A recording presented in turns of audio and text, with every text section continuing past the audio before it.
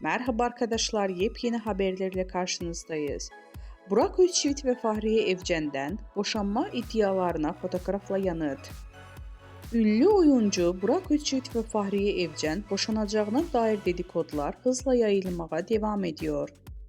Fahriye Evcen ve Burak Özçivit'in boşanma söylentilerinin ardından birlikte poz vererek sosyal medyada yeni paylaşımlar yaptı. İkilinin otomobil içinde bu fotoğrafları peş peşe Instagram hesabından paylaşarak boşanma dedikodularına net bir yanıt verdi. Bu paylaşımlar çiftin ilişkilerindeki sıkıntıların, dedikoduların ibaret olduğunu ve hala mutlu bir evlilik sürdüklerini gösterdi.